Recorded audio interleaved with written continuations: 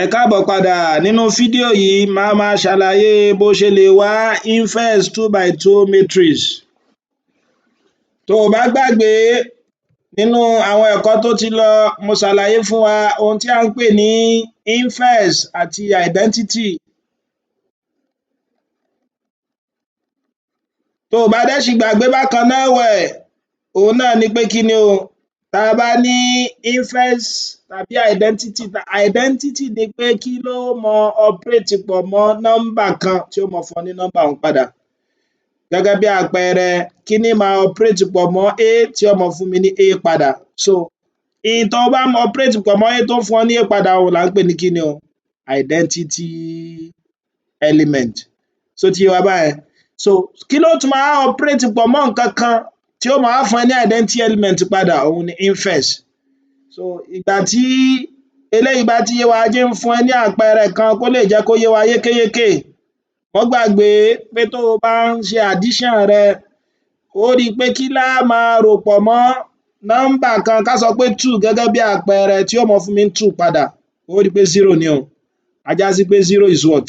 Additive identity. Additive identity dàgbé identity under addition. Ṣó ti yé wa báhun?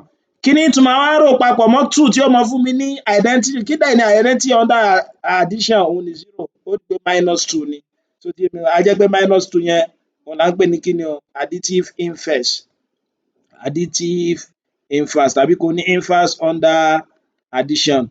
O ò rí identity yìí ọ̀kan ṣoṣo ni o fún gbogbo element tó wà nínú operator tó o ti ń ṣiṣẹ́. Ṣùgbọ́n element kọ̀ọ̀kan ni ó mọ ní inverse tọ̀dọ̀ tiẹ̀. Ṣó ti yé wa báyẹn? Ǹjẹ́ tí eléyìí bá yé wa, bó o ní ti multiplication ńkọ́? O lè lo eléyìí náà fún multiplication. Wípé kíní máa multiply pọ̀ mọ́ element kan tí ó mọ fún mi ní element òhun padà. Ó rí i pé kí lá multiply pọ̀ mọ́ 2 tí ó mọ fún wa ní 2 padà, ṣó mọ̀ pé 1 ni. Á já sí pé tí n bá ní 2 times 1 tó fún mi ní 2 tí mo multiply pọ̀ mọ́ 2 tó fún mi ní 2 padà òhun là ń pè ní kí ni o, identity element. Á máa pè ní multiplicative identity. Ṣó ti yé wa? Tó o bá lo ọgbọ́n eléyìí tí mo lò lákọ̀ọ́kọ́ náà pé kíní máa wá multiply pọ̀ mọ́ 2 tí ó mọ fún mi ní identity element. O mọ̀ pé identity element ní multiplication òhun sì ni 1, multiplicative identity wa òhun ni 1. Kíní máa multiply pọ̀ mọ́ 2 tí ó mọ fún mi ní 1 padà òhun ni 1/2. Á já sí pé 1/2 mi òhun ni inverse. Ṣó ti yé mi báhun? So 1/2 is additive multiplicative inverse. Ṣó ti yé wa báhun? So multiplicative inverse. Lákòótán òhun náà ni pé tó o bá ń ṣe addition ni pé kí ni o, additive identity rẹ ní kí ni? 0. Ṣó ti yé? So additive inverse rẹ òhun ni kí ni o, -A torí tí n bá rò papọ̀ mọ́ A mi yóò mọ fún mi ní 0 tí ń ṣe identity element. Gẹ́gẹ́ bákan náà ẹ̀wẹ̀ n tí màá multiply pọ̀ mọ́ A tí ó mọ fún mi ní A padà òhun náà ni kí ni? 1. Á já sí pé multiplicative identity leléyìí. So téléyìí ó mọ jẹ́ kí ni o, multiplicative inverse 1/A tí 1/A ó mọ jẹ́ kí ni o, multiplicative inverse. Ǹjẹ́ tí eléyìí bá yé wa, ó yá ẹ jẹ́ ká lo ọgbọ́n tó dópin yìí ká lò ó fún matrices náà. Tó o bá gbàgbé nínú fídíò ìṣáájú mo ṣàlàyé fún wa pé a ní zero matrix. Kí ni zero matrix? Òhun náà ni matrix tó jẹ́ pé gbogbo àwọn tó jẹ́ ọmọ ẹgbẹ́ rẹ̀ tí a mọ̀ sí element 0 ni wọ́n. Gẹ́gẹ́ bí àpẹẹrẹ 0, 0, 0. Ṣó ti yé wa báyẹn? So zero matrix yìí òhun wá ní identity element nínú addition matrix. So òhun ni identity element under addition ní matrix. Òhun ni pé ká pé n bá ní matrix kan gẹ́gẹ́ bí àpẹẹrẹ 1, 2, 3, 4. Ṣó ti yé mi báhun? So n tí n mọ rò papọ̀ mọ́ 1, 2, 3, 4 yìí tí ó mọ fún mi ní 1, 2, 3, 4 padà òhun náà ni 0. Ó yá jẹ́ á dán an wò, ṣebí dán wò ló bí ọ̀kẹ́rẹ́. Òhun ni ó mọ fún mi ní kí ni? 1 + 0, 0, 1, 2 + 0, 2, 3 + 0, 3, 4 + 0, 4. Á já sí pé additive identity ní under matrix òhun ni kí ni o? Òhun ni 0, 0. So additive identity in matrix òhun ni kí ni o? 0, 0, 0, 0, 0. Ǹjẹ́ tí eléyìí bá yé wa, kí ni wá ní multiplicative identity ní under matrix? Multiplicative identity òun náà ni pé kí ni máa multiply pọ̀ mọ́ element kan tí ó fún mi ní element yẹn padà, òun náà là ń pè ní kí ni o? Òun là ń pè ní identity matrix. Wá sọ pé mo ṣàlàyé òun tí ń ṣe 1001 fún 2x2 matrix tí ó máa jẹ́ kí ni 100 010 001 fún kí ni o? Fún 2x2 matrix. Eléyìí ni 3x3 eléyìí ó máa jẹ́ 2x2. Ǹjẹ́ tí eléyìí bá yé wa, jẹ́ á yẹ̀ ẹ́ wò pé bóyá tí n bá multiply matrix kan pẹ̀lú identity matrix bóyá yóò máa fún mi matrix yẹn padà. Gẹ́gẹ́ bí àpẹẹrẹ tí n bá ní 1 2 3 4 ṣé tí n bá multiply pẹ̀lú kí ni o? 1001 ṣé yóò máa fún mi ní 1 2 3 4 padà? Á já sí pé tó bá ti fún mi identity element mi ni o. Jẹ́ á dán an wò. Eléyìí ó máa jẹ́ kí ni o? Tó bá multiply rẹ̀, má gbàgbé pé á multiply row pẹ̀lú column. So yóò máa jẹ́ kí ni? Eléyìí times eléyìí 1 times 1 1 plus 2 times 0 0. Ó tún mú row yìí bákan náà ó fi multiply eléyìí tó bá ti gbàgbé lọ síbi fídíò mi níbi multiplication of matrix 1 times 0 0 plus 2 times 1 2. So ti yé wa báyẹn. Ó tún mú row yìí náà ó tún fi multiply eléyìí náà 3 times 1 3 plus 4 times 0 0. Ó tún mú eléyìí náà fi multiply eléyìí náà 3 times 0 0 plus 4 times 1 4. Á já sí pé yóò máa fún mi ní kí ni? 1 2 3 4. So ti yé. Ìgbà tó fi fún mi 1 2 3 4 un, ó mean pé ká pé matrix tí mo multiply yìí tó bá fún mi ní, ká pé matrix tí mo multiply mo pè é ní A, á já sí pé A times I mi tí a mọ̀ sí identity element ní 2x2, so òun náà ló fún mi ní kí ni? Ó fún mi ní A padà. Kódà o tún lè yí ipò, o lè ní I times A torí ó wà commutative, òun náà máa fún ọ ní A padà. Ǹjẹ́ tí eléyìí bá yé ọ, tá a bá wá lo ọgbọ́n tó dópin nínú tí mo ti ṣàlàyé síwájú, òun náà ni pé a ti mọ̀ pé kí ni o? Identity matrix rẹ tó bá ti multiply rẹ̀ pọ̀ mọ́ A yóò máa fún mi ní A padà. Á já sí pé mo lè mọ inverse látara ibẹ̀ náà. Má gbàgbé pé kí la pè inverse o? Inverse ni pé kí ló máa operate pọ̀ mọ́ nǹkan kan tí ó máa fún wa ní identity padà. Tó ti yé? Á já sí pé inverse matrix kan òun ni pé kí ni máa multiply pọ̀ mọ́ matrix kan tí ó máa fún mi ní identity element padà. Kí dẹ̀ ni identity element? 1001 fún 2x2. Tó bá jẹ́ pé 3x3 ló ń sọ ni, yóò máa jẹ́ 100 010 001. Jẹ́ á ṣe é. Ká pé mo tún ní A mi bákan náà, ó jẹ́ 1 2 3 4. So ti yé mi báyẹn. Mo wá fẹ́ wá, wọ́n ní ká wá inverse of A. Á já sí pé n tó ṣe ni pé kí ni o? A ti mọ̀ pé inverse ni kí ni? Kí ni máa multiply pọ̀ mọ́ nǹkan kan tí ó máa fún mi ní kí ni? Identity element padà. Tàbí kó ní kí ni o? Kí ló máa, o lè yí báyìí náà, ìkankan náà ni torí ó wà commutative. So ti yé wa báyẹn. Jẹ́ á dán an wò. So mo lè ní ká pé A mi jẹ́, A inverse mi jẹ́ nígbà pé òun là ń wá a sì mọ̀, ta ni ó jẹ́? A B C D. So ti yé mi báwọn. So tó jẹ́ A B C D. Á já sí pé má gbàgbé A mi kí ló jẹ́? 1 2 3 4 multiply by kí là lè pé A inverse 1 sì á ní kó jẹ́ A B C D àbí? Is equal to I. Á já sí pé pẹ̀lú eléyìí tó bá jẹ́ pé inverse leléyìí tóòtọ́ tí n bá ti multiply rẹ̀ kí ni mo get your identity element tí ń ṣe 1001. So ti yé mi báwọn. Tí ń ṣe 1001. Ǹjẹ́ tí eléyìí bá yé wa, má gbàgbé pé a tún ti ní equal matrix ní báyìí. Á já sí pé mo sọ fún ẹ nínú fídíò tó kọjá pé kó o tó ṣe é, tó bá jẹ́ pé n tó wà lósì ẹ̀gbẹ́ òsì rẹ ó ju matrix kan lọ, ó kọ́kọ́ ṣe kí ni? Ó kọ́kọ́ ṣe matrix yẹn ná. Má dẹ̀ gbàgbé pé àjọṣe tó wà láàrin matrix méjèèjì multiplication á já sí pé á kọ́kọ́ multiply rẹ̀ á sọ ọ́ di matrix kan ná.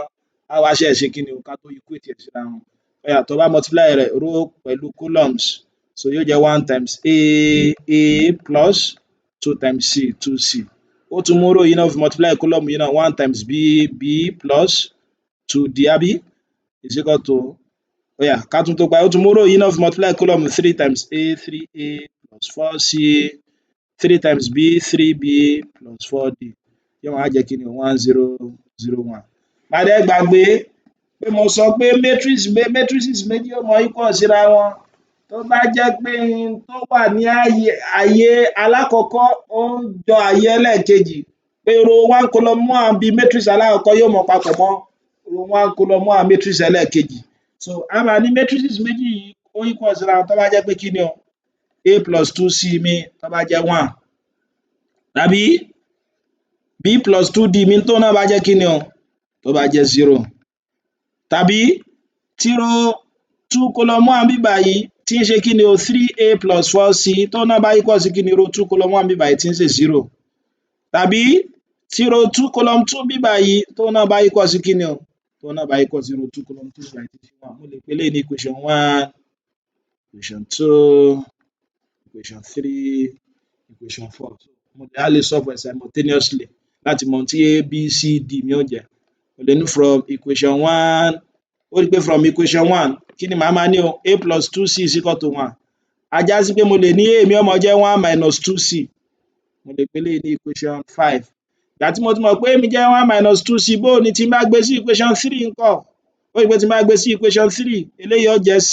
eléyìí náà ó jẹ́ in terms of c mo lè ṣe mo wá lè put a is equal to 1 minus 2c in equation 3 a já sí pé tó bá ṣe bẹ́ẹ̀ màá máa ní 3a plus 4c is equal to 0 kí ni a mi dẹ̀ ṣì jẹ́ o 1 minus 2c bí tó bá 3a gbé 1 minus 2c sí yóò jẹ́ 3 into 1 minus 2c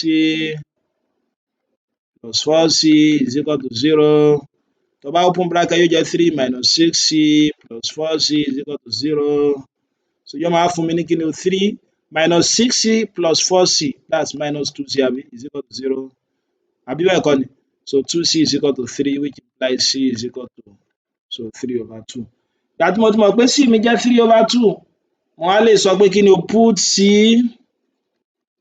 is equal to 3 over 2 in equation 5 nígbà pé mo ti ṣe kí ni mo ti ní equation 5 tó yẹ pé mo lè fi mọ a mi àbí ó rí pé equation 5 mi sọ pé kí ni o a mi jẹ́ 1 minus 2c àbí bẹ́ẹ̀ kọ́ ni tí a mi bá jẹ́ 1 minus 2c a já sí pé mi tí n bá ti rí c kí n fi kí ni 3 over 2c a mi ó máa jẹ́ kí ni o 1 minus 2 into 3 over 2 2 dẹ̀ ṣì gera wọn kí màá nílẹ̀ 1 minus 3 which is equal to minus 2 ó ti dáa ó yá bó ni mo ti mọ a àti c mi bó ni b àti d ńkọ́ mo tún lè ní from equation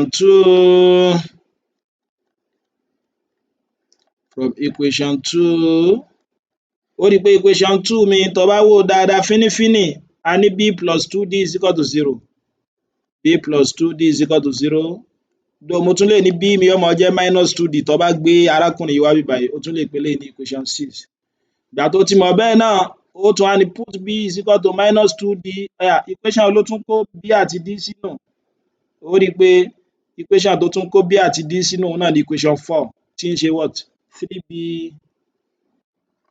plus 4d is equal to 1 a já sí pé bí tí n bá ti rí b ńsìn kí ni mo gbé sí o minus 2d yóò jẹ́ 3 into minus 2d plus 4d is equal to 1 yóò máa jẹ́ minus 6d plus 4d is equal to 1 minus 6d plus 4d minus 2d is equal to 1 so d mi ó dẹ̀ ṣì máa jẹ́ kí ni o minus half ìgbà tí mo ti mọ̀ pé d mi jẹ́ minus half mo lè fi minus d mi kó jẹ́ minus half mo lè gbé sí equation 6 so equation 6 kí dẹ̀ ni equation 6 mi a ní equation 6 mi jẹ́ kí ni b minus 2d a já sí pé bí tí n bá ti rí d bí báyìí kí n máa gbé minus half sí yóò jẹ́ b is equal to minus 2 times minus half so 2 gé 2 yóò mọ̀ kí ni 1 a já sí pé a mi jẹ́ kí ni o a mi mo ti mọ a mi jẹ́ minus 2 b mi jẹ́ 1 àbí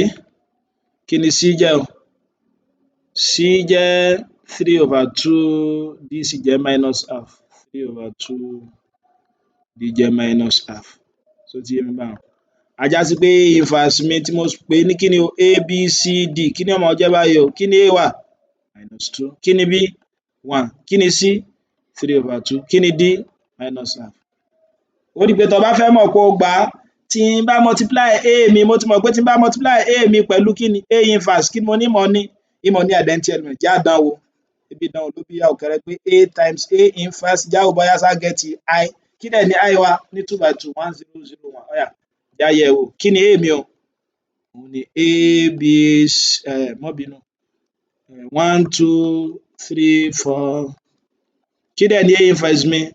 -2 1 3/2 minus half. Ẹ wá jẹ́ á multiply rẹ̀, ó máa multiply row pẹ̀lú kíni? Pẹ̀lú column. Tó bá multiply row pẹ̀lú column eléyìí, òun ni pé kíni alákọ̀ọ́kọ́ pẹ̀lú alákọ̀ọ́kọ́ -2 plus 2 ó gé 2 àbí yóò kún 3 àbí? Eléyìí náà pẹ̀lú second column 1 times 1 1 plus 2 times minus half 2 ó gé 2 yóò kù kíni o -1. Óyá ó tún bọ́ sí row yìí náà 3 times -2 -6 plus 4 times ó rí pé 2 ó gé 4 yóò kù 2 times 3 6 àbí? Óyá 3 times 1 3 ṣó ti yé plus 2 ó tún gé kíni o yóò gé 4 yóò kù 2 times -1 -2. Ó rí pé tó bá ṣe é síwájú sí i kíní mo ní o? Màá mọ ní -2 plus 3 1 0 0 1 eléyìí tí ń ṣe i wa. Á já sí pé A times A inverse mi òun náà ni nǹkan kan náà ni pé A inverse times A kíni ó máa fún mi? Yóò máa fún mi ní i, yóò máa fún mi ní i. So kò dìyẹn mú, wọ́n lè ní kó ṣe kíni? Kó show bó ṣe jẹ́ bẹ́ẹ̀. Ṣùgbọ́n ká pé inú objective ni tó bá fẹ́ dára rẹ láàmú, ọ̀nà tó yá ó wà tó fi lè ṣe é. Kí ni ọ̀nà tó lè fi ṣe é? Òun náà ni pé má dára rẹ láàmú, tí wọ́n bá fún ẹ ní matrix kan, ká pé A mi lẹ́ẹ̀kan sí ó jẹ́ A B C D. Wọ́n á ní kí n wá ohun tí kíni o? Wọ́n ní kí n wá ohun tí inverse rẹ̀ ó máa jẹ́, ohun tí mo ṣe leléyìí o, màá ní 1 over n wá find the determinant wọn. Kí ni determinant matrix yìí? Ó rí pé n kọ́kọ́ multiply element tó wà ní leading diagonal, that is AD minus BC àbí? Lẹ́yìn náà n tó wá ṣe lẹ́yìn rẹ̀ ni pé kíni o? Ó wá járọ element tó wà ní leading matrix rẹ. Ó rí pé A ló wà níbí báyìí, ó wá gbé A wá síbi tí D wà, ó sì gbé D lọ síbi tí A wà. Ó wá gbé minus sí àwọn element kíni o? Element tó wà ní second diagonal, eléyìí máa jẹ́ -B minus C. Ó rí pé kò le rárá, ó rí pé kò le rárá. Á já sí pé tí n bá fẹ́ find the inverse, ká pé mo ní A mi tó bá jẹ́ 1 2 3 4, ó rí pé gbogbo ohun tá a fẹ́ lo ogún ọdún fún. So method kékeré yìí òun ó lè ṣe. A inverse mi ó kọ́kọ́ jẹ́ kíni? Kí ni mo lọ́kọ́kọ́ wá? 1 over óyá ó find determinant rẹ. Element tó wà ní leading diagonal ó multiply wọn 4 times 1 4 minus element tó wà ní second diagonal 2 times 3 6 àbí? Lẹ́yìn rẹ̀ ó wá ṣe kíni? Ó járọ element tó wà ní leading diagonal 4 wà níbí báyìí 1 wà níbí báyìí. Ó wá gbé minus sí àwọn second diagonal -3 -2. So A inverse mi ó máa jẹ́ kíni? 1 over -2 4 -2 -3 1. Óyá tí n bá multiply gbogbo ẹ̀ pẹ̀lú scalar yìí ńkọ́? Yóò máa jẹ́ 4 times 4 over -2 yóò máa fún mi ní -2 minus half times this 2 ó gé 2 yóò kù 1 àbí?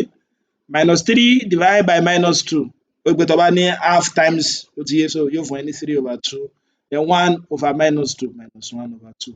Ó rí pé kankan náà la get. Ó rí pé kankan náà la get. So n tá get ní òkè eléyìí, ó rí pé òun náà la tún get níbí báyìí. Á já sí pé tó bá fẹ́ dára rẹ láàmú, so tó bá fẹ́ dára rẹ láàmú, so bó ṣe mọ̀ ṣe kíni? Bó ṣe mọ̀ ṣe nìyẹn. Jẹ́ tí eléyìí bá yé wa, bó o ló ṣe lè lo ọ̀nà tó tọ̀hún láti fi ṣe kíni? Láti fi wá matrix rẹ. Jẹ́ n tún fún ẹ lápẹẹrẹ mìíràn, ká pé A mi nísìnyí tó bá jẹ́ 3 4 -2 5, óyá mo wá ní kó find A inverse mi. Kí ni A inverse mi ó máa jẹ́? Mo ní yóò máa jẹ́ 1 over ó kọ́kọ́ find determinant rẹ 3 times 5 15 minus 4 times -2 -8. Óyá lẹ́yìn rẹ̀ ńkọ́? Ó wá járọ leading kíní rẹ̀ 5 3 àbí? So ó wá gbé minus sí eléyìí, eléyìí ó jẹ́ -1. -1 níbí báyìí tẹ́lẹ̀, tó bá gbé minus sí yóò di kíni o? +2. Yóò máa ní kíni? A inverse mi ó máa jẹ́ 1 over 23 5 minus 4 2 3. So eléyìí ni bó ṣe máa wá inverse 2x2 matrices. Ó rí pé kò le rárá. Jẹ́ tí eléyìí bá yé wa, mò ń rọ̀ ọ́ láti like kó dẹ̀ sì subscribe sí fídíò mi, sí ìkànnì mi. Mo ti ṣe àwọn fídíò lóríṣiríṣi tí ó jàǹfààní fún ọ. Wò ó kó bá mi send ẹ̀ sí àwọn akẹgbẹ́ rẹ káwọn náà lè jàǹfààní rẹ̀. Títí màá fi pàdé rẹ nínú fídíò tó ń bọ̀. O ṣeun.